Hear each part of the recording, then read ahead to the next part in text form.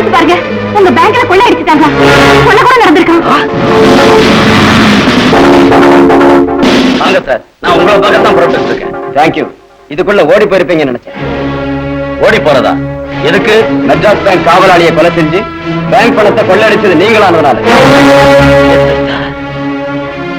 பேப்பரை பார்த்தேன், போலீஸ் வந்திருக்குல்ல, உண்மைதான் போல் இருக்கு. எஸ்ஐ சார், நான் பேங்க்ல கொள்ளை அடிக்கலங்கிறதுக்கு இவங்கதான் சாட்சியம். சாட்சியம் இருக்கிறதுனால தான் உங்ககிட்ட வந்திருக்கோம். அயன் சேஃபை திறக்கும் போது ஆட்டோமேட்டிக் கேமரா எடுத்த போட்டோவில் நீங்க போட்டிருக்கிற கோட்டு தெரியுது. காவலாளி விழுந்து கிடந்த இடத்துல உங்க லைட்டர் கூட கிடைச்சிருக்கு. ராத்திரி அங்கிள் பிறந்தநாள் பார்ட்டி போயிருந்தீங்கல்ல? ஆமா எஸ்ஐ சார், நானும் நாராயணனும் ராத்திரி 2 மணி வரைக்கும் கோதண்டராமன் பிறந்தநாள் பார்ட்டியில இருந்தோம். என் பிறந்தநாள் இப்ப எதுல பிறந்தநாள் பார்ட்டி முடிஞ்சு 5 மாசம் ஆயிடுச்சு. கோதண்டா எங்களோட எப்படி இருக்க முடியுங்க? நேற்று தருமபுரிக்கு போனோம், காலையில தான் வந்தோம். என்ன சொல்றீங்கன்னா, இங்க இருந்து நீங்க தானே அழைச்சிட்டு போனீங்க? பாருமா, உன் புருஷனை காப்பாத்துறதுக்காக முயற்சி பண்றது தப்பு இல்ல, ஆனா போய் சொல்லக்கூடாது. ரொம்ப நல்லவன்னு நினைச்சேனே தவிர பணத்துக்காக எதையும் செய்யக்கூடியவன்னு நினைக்கவே இல்லை. இவங்கிட்ட சினையதை வச்சுக்கிட்டதே நம்ம தப்பு.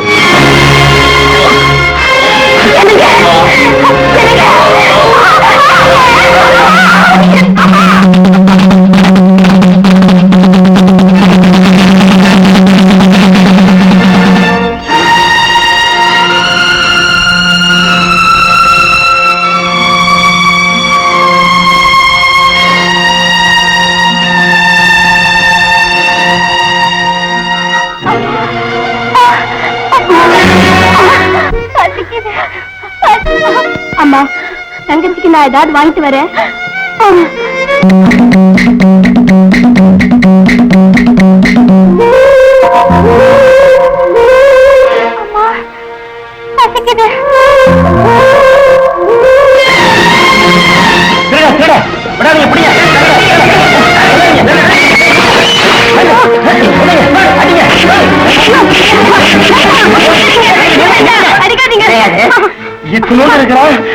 ரொட்டி தெரியும் ஓடிட்டா சார். ஏடா, இந்த வயசுலயே திருட ஆரம்பிச்சிட்டியா? அன்னைக்கு நான் திருடர் ஆயிட்டேன். அம்மாவும் தங்கையே என்ன ஆனாங்களோ அவங்களை நினைச்சபடியே கண்ணீரோட வாழ்ந்துகிட்டு இருக்கேன். வஞ்சம் தீர்க்குங்கிற நோக்கத்தோட. எந்த பணத்துக்காக எங்க குடும்பத்துக்கு அவங்க துரோகம் செஞ்சாங்களோ அந்த பணத்தாலேயே அவங்களை வீழ்த்தணும்னு நினைச்சேன். அதுக்காக நல்லவனாட்டம் நடிக்கிற கொள்ளக்கார கோதண்டராமன் பணத்தை நான் கொள்ளையடிச்சுக்கிட்டு இருக்கேன். அவன் மகளை லவ் பண்ணி என் சொந்தமாக்கி அந்த கோதண்டராமன் கண்ணீராலேயே என் கால கழுவ வைக்கிறேன். அண்ணா, என் திருமணத்துக்காக நீ மத்தவங்க கிட்ட தலைவணங்கிறது எனக்கு இஷ்டம் இல்லைன்னா. தலைவணங்காமலே உன் கல்யாணத்தை நடத்தி வைக்க வழி கிடைச்சிருக்குமா? நான் ராஜினாமா பண்ண போறேன். அண்ணா. ஆமாம்மா, நான் வாலண்டியரா ரிட்டையர் ஆனேன்னா ப்ராவிடன்ட் ஃபண்டும் கிராஜுவேட்டையும் சேர்ந்து 50,000 ரூபாய் கிடைக்கும். அதுல உன் கல்யாணத்தை முடிச்சிடுறேன். வேண்டாம் அண்ணா, என்ன விரும்புறவ பணம் தான் பெருசுன்னு நினைக்கும் போது அதுக்காக உங்க வேலையை ராஜினாமா செய்யறது நல்லா இல்லைன்னா. பாரம்மா, இதெல்லாம் உன்னுடைய நன்மையை முன்னிட்டுத்தாமா செய்யறேன். அண்ணா, எனக்கு நீ சந்தோஷமா இருந்தா போதுமா? எனக்கு நீயும் உனக்கு நானும் தவிர வேற யார் இருக்காங்கம்மா? உன் கல்யாணத்தை நடத்தி வைக்க வேலை மட்டும் இல்லை, தேவைப்பட்டா என் உயிரையே கொடுப்பேன்.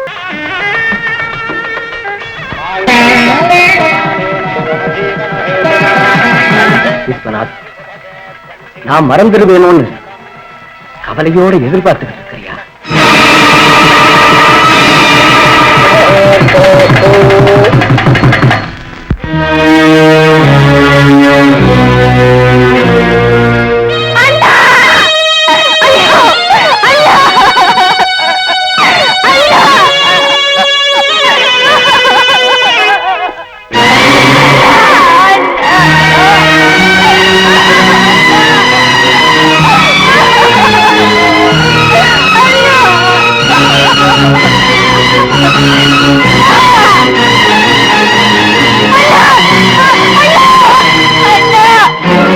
உன் தங்கச்சி கல்யாணத்துக்காக நீ பணத்தை திருடின, அது இன்னொருத்தன் தங்கச்சியை அனாதையாக்கிடுச்சு. உன் தங்கச்சி கழுத்துல தாலி விழறதுக்காக நீ செஞ்ச காரியம் இன்னொருத்தன் கழுத்துல தூக்க கயிறு விழ வச்சு. இந்த பாவத்தை எப்படி தீர்க்க முடியும்? இதுக்கு பிராயச்சித்தமா நீ என்ன செய்ய போற? ஒரு பெரிய உத்தமரா வாழ்ந்தாரு, நியாயத்துக்காக தன் உயிரியே விட்டாரு. பாவம் இவருக்கு இப்படி ஒரு நிலைமை ஏற்பட்டுருச்சு. இதெல்லாம் சொல்லி என்ன பிரயோஜனம்? உலகம் அறியாத பொண்ணு, அவ என்ன செய்ய முடியும்?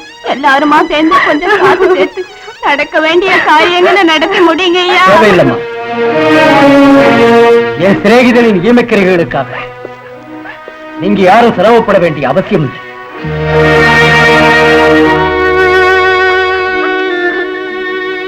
விஸ்வநாத், நான் உனக்கு எப்படி கடன் பட்டவன் தெரிஞ்சவன். நீ அந்த கடனை தீர்க்கலாம்னு வர்றதுக்குள்ள நீ போயிட்டிய. என் வாழ்க்கையில மறக்க முடியாத தண்டனையை விதிச்சிட்டிய.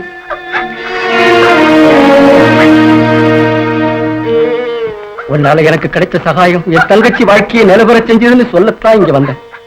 ஆனா என் வார்த்தையை கேட்க முடியாத தூரத்துக்கு நீ பயணமாயிட்ட. உன் தங்கச்சி கல்யாணத்துக்கு வேண்டிய பணத்தை நான் தர்றேன்னு இந்த திருமங்கல்ய சாட்சியா சொல்லத்தான் இங்க வந்தேன். அம்மா, அண்ணன் போயிட்டான், கண்ணீர் விடாதேன்னு சொல்ல மாட்டேன். ஆனா இந்த அண்ணன் உனக்கு துணையா இருந்து உன்னை காப்பாற்றுவான்னு மட்டும் உறுதி சொல்றேன்.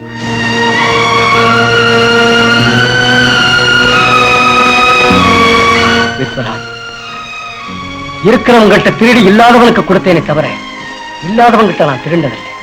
ஆனா பணம் போயிடுச்சேங்கிற கவலைகளை நீ தற்கொலை பண்ணிக்கிட்டு என்ன சுத்தவாளியாக்கிட்ட. அதுக்கு பிராயச்சித்தம் உன் தங்கைக்கு கல்யாணத்தை நடத்தி வச்சு அவ கணவனோட சந்தோஷமா வாழ்றப்பதான் கிடைக்கும்னு எனக்கு தெரியும். அவ கல்யாணத்தை எந்த குறையும் இல்லாம நடத்தி வைக்கிறேன்னு உன் மேல சத்தியம் பண்ணி இங்க சொல்றேன். அப்படி தனியா இருக்கே, வா என் வீட்டுக்கு போலாம். நான் இப்ப தனியா இருக்கல மஞ்சு. அண்ணனுக்கு ரொம்ப வேண்டிய ஒருத்தர் வந்திருக்காரு. என்ன கூட பிறந்தவாட்டமே பாத்துக்கிறாரு. அவர் யாருடி? அதோ அத வந்துட்டாரு.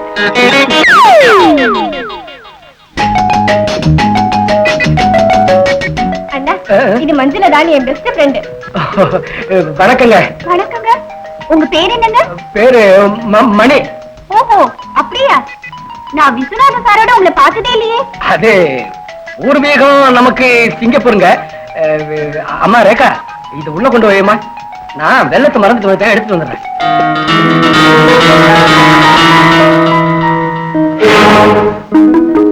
நடந்த உண்மை என்ன? அங்க எதுக்காக வந்தீங்க? அண்ணனை பறி கொடுத்து அனாதையா போன ரேகாவை பார்த்து மனசுல இறக்கம் ஏற்பட்டுடுச்சு. அதனால விஸ்வநாதன் எனக்கு சிநேகிதன் இல்லாம போனாலும் ரேகாவை காப்பாத்துறதுக்காக அவன் என் சிநேகிதன்னு போய் சொல்லிட்டேன். அதனால உங்களுக்கு கிடைக்கிற லாபம் என்ன? வேற என்ன, மனசாந்தி தான். இனிமே நான் சும்மா இருக்க கூடாது. ஏன்? வேணும் இல்ல, நான் உடனே மேரேஜ் பண்ணிக்கலன்னா உங்க மனசாந்தியை முன்னிட்டு என்ன கூட தங்கச்சி லிஸ்ட்ல சேர்த்துருவீங்களோ என்னவோ.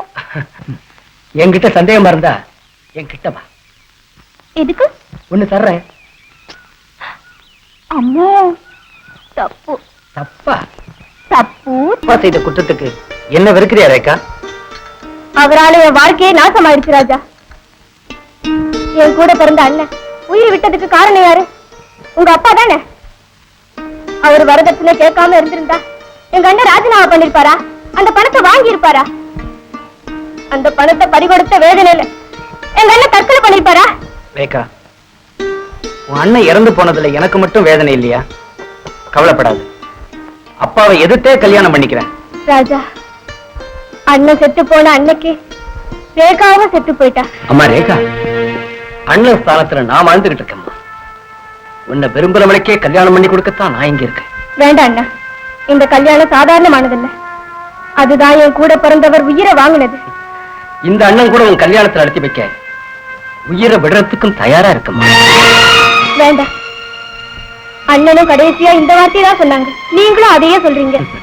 அது அந்த அண்ணனோட கடைசி வார்த்தை, இது இந்த அண்ணனோட ஆரம்ப வார்த்தை. சார், என் அப்பாவோட பேசுங்க. அவர் என் மேரேஜுக்கு சம்மதிக்காவிட்டா அவர் ஆஸ்திகளே வேண்டாம்னு விட்டுட்டு வந்துடுறேன். ஒண்ணும் அவசரப்பட வேண்டாம்.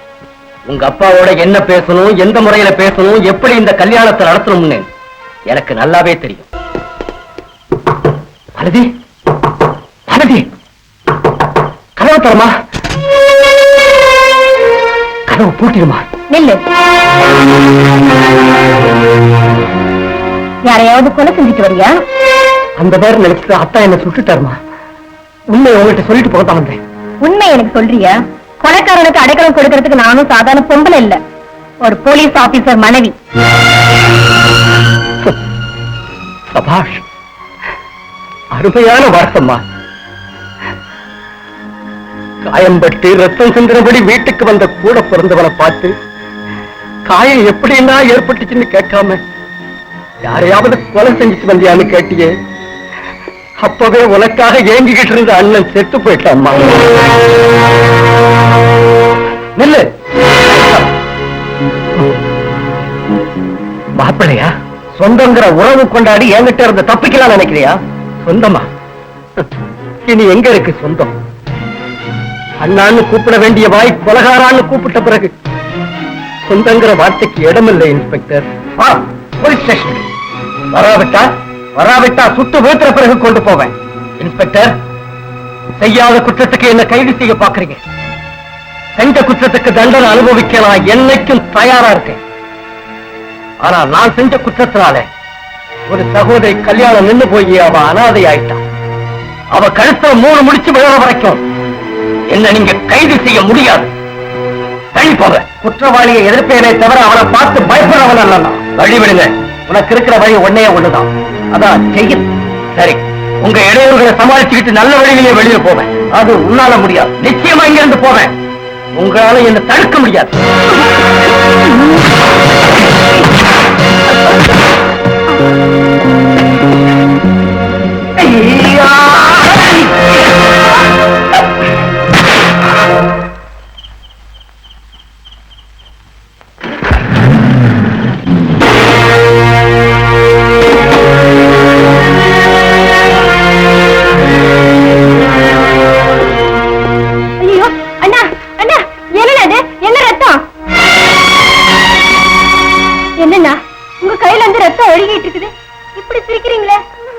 என்ன பிரிஞ்சு போன தங்கச்சிய இப்ப நான் பார்த்துட்டேம்மா. அந்த ஆனந்தத்துல எனக்கு வலியே தெரியல. அண்ணா, வாழ்க்கையில முதலா அண்ணான்னு தங்கச்சி கூப்பிடுற மாதிரி பாச உணர்வு ஏற்பட்டுச்சு. வாமா, பீரோல இருக்கிற அந்த பணத்தை எடுமா.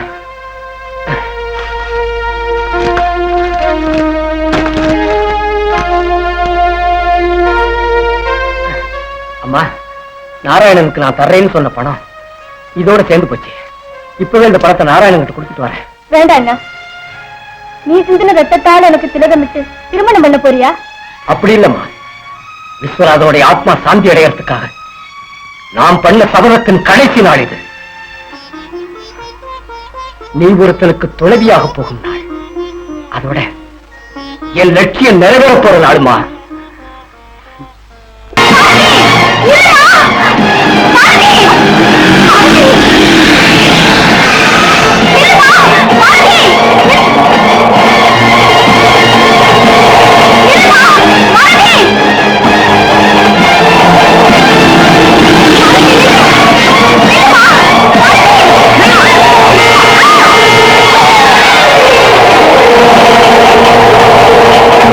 வாழ்க்கையில மறுமலர்ச்சி ஏற்படணுங்கிறதுக்காக இவ ஒருத்தனை விரும்பினா மேரேஜ் நடக்காதுன்னு நினைச்சு தற்கொலை பண்ணிக்க போனேன், அப்படித்தானே? அப்படிப்பட்டவரை நீ எதுக்காகமா விரும்புற? அவர் என்ன மேரேஜ் பண்ணிக்கிறேன்னு சொன்னாரு. அப்புறம் அந்த பையனோட தாய் மாமன் கடிதம் எழுதினாராம். என் மகளை கல்யாணம் பண்ணிக்க போறான், அவனை நீ மறந்துடுன்னு எழுதினாராம். அதை பார்த்து இவ தற்கொலை பண்ணிக்கிறதுக்காக வந்துட்டான். யாரவன்? ரவி, இன்ஸ்பெக்டரா வேலை செய்யறாரு. வாங்க இன்ஸ்பெக்டர். மானதி எப்படி இருக்கா? மனசுல காயம் ஏற்பட்டுச்சு, உடம்புக்கு ஒண்ணு இல்ல. யார் நீ? என்ன பத்தி சொன்னா உங்களுக்கு தெரியாது இன்ஸ்பெக்டர். தப்பு செஞ்சவங்களை ஸ்டேஷனுக்கு கொண்டு போய் தண்டிக்க வேண்டியவரே இப்படி தப்பு செஞ்சு எங்க முன்னால தலை குனிஞ்சு நிக்க வேண்டிய நிலைமைக்கு எதுக்கு ஆளானீங்களோ உங்க வாயாலேயே சொல்லுங்க. விஷயத்தை விவரமா சொல்லு. பாயிண்ட் நம்பர் 1, போலீஸ் அதிகாரி லவ் பண்ணலாமா?